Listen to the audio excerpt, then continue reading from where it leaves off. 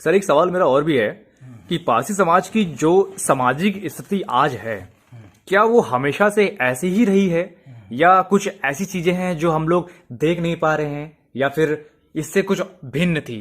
पहले की क्या स्थिति थी और आज के समय में क्या स्थिति है, इस पे आप प्रकाश डालिए, आपके नजरिए से क्या है? अगर हम आज के परिवेश में पासी को देखें तो हमको पूरे भारत के पासियों की स्थिति समझना बहुत ही अनिवार्य है।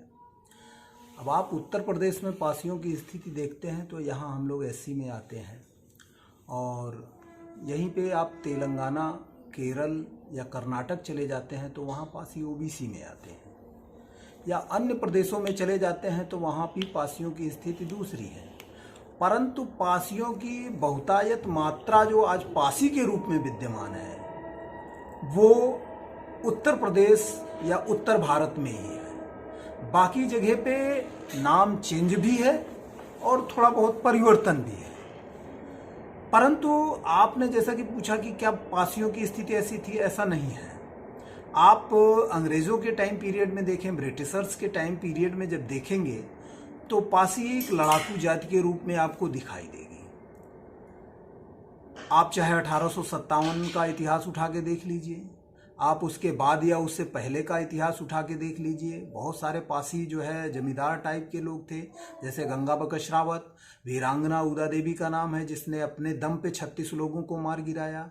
ऐसे बहुत सारे जो है राजा हैं, जमींदार हैं। ऐसा कोई जमींदार और राजा नहीं था उत्तर भारत में जिसकी सेना या जिसकी जो है जमींदारी बिना पासियों के पूरी होती हो। अब आप इन सब चीज़ों को देखते हुए थोड़ा सा हम पीछे जाएंगे, मुगलों के टाइम पीरियड में, गुलाम वंश के टाइम पीरियड में, तुगलक वंश के टाइम पीरियड में, खिलजी वंश के टाइम पीरियड में, तो आपको बहुत सारे पासी राजा दिखाई देंगे। एक नहीं, बहुत सारे। उसमें एक लंबी कड़ी है। महाराजा सातन हैं, महाराजा डालदेव हैं, अभय चंद्र हैं, आपके जो है चीता पासी हैं, आपके जो है लाखन पासी हैं, बिजली पासी हैं, और भी बहुत सारे राजा हैं जो आपको दिखाई देंगे। तो ये पासी के राजा होने का जो सबूत है वो दे रहे हैं। पासी एक राजपूतीय वंश था, राजपूतीय सिस्टम में था, इसकी ये कहानी कहते हैं। परंतु आज हम लोगों की स्थिति इतनी दयनीय इसलिए हो गई है कि हम लोग कभी किसी भी आक्रमणकारी के सामने झुके नहीं, चाहे वो गुलाम वंश के तुर्क रहे हों, चाहे वो मुगल वंश के जो है रहे हों। सभी के सामने हमने बराबर टक्कर दी। यही कारण है कि हमको सामान्य क्षेत्रों से, शहरों से दूर भागना पड़ा। हम जंगलों में जाते रहे जिसकी वजह से हम समाज की मुख्य धारा से पिछड़ते रहे।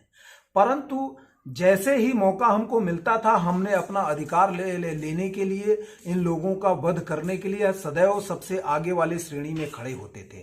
तो जैसे कि आप देखें, जो है जयचंद्र महाराजा सातन पे अटैक करने आते हैं तो बीच में एक लोध स्टेट थी, लोध राजा थे, वो आके जो है जयचंद्र के सामने खड़े हो जाते हैं, कहते हैं कि पहले आप मुझसे युद्ध करिए फिर आगे जाइए, क्योंकि वो उनके राज्य से आ रहे होते हैं।